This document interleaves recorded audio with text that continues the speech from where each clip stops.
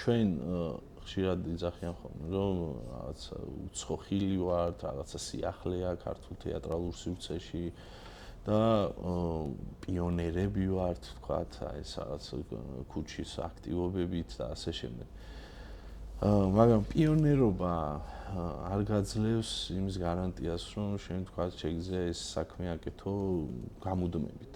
ნებისმიერი საქმე, რომელიც არ ვითარდება, ის საქმე არ ვარგა.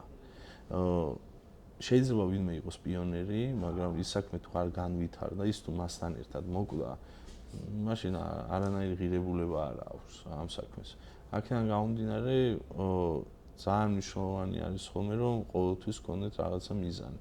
ეხლა დღესდღეობით ჩვენი ამოცანა და მიზანი არის, რომ კიდევ უფრო წინ წავიდეთ, რაც თქვი, რომ გვინდა რომ პავილიონად ვაქციოთ მოძრაობის თეატრის შენობა ამ ეტაპზე და გადავიღოთ ვიდეოები, მათ შორის ძალიან გვინდა რომ მხატვრული ფილმი გადავიღოთ და აი ამ ბიზნესში შევიდეთ და კიდევ უფრო წინ წავიდეთ. და შეიძლება პიონერები არ ვიყოთ ამ საქმეში, მაგრამ ყოველ შემთხვევაში აუცილებლად რაღაცა ძალიან განსხვავებული ნაშრომი უნდა ვაჩვენოთ, რომ კიდევ უფრო დიდ პუბლიკაზე გავიდეთ. ჩვენ ახლა პატარა თეატრი ვართ, მაგრამ ყოველ შემთხვევაში 25 წელიწადი დაიწყო, რაც კერძო თეატრი თავისით არსებობს და არ ყოფილა არც ერთი შემთხვევა, რომ ჩვენ აიმე სახელმწიფოს ან ქალაქის მერიის სუბსიდიაზე ყოფილიყავით.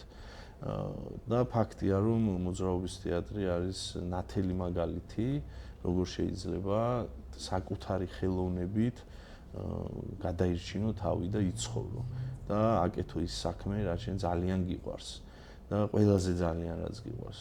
იმიტომ რომ არა ეს, მე არ ვიცი რა იქნებოდა, იმიტომ რომ იმხელა ბედნიერებას მანიჭებს აქ მუშაობა და ზოგადად ამ საქმის კეთება, რომ ხანდახან ვფიქრობ ხოლმე, რომ ალბათ ყველაზე ბედნიერი კაცი ვარ ამ ქვეყანაში.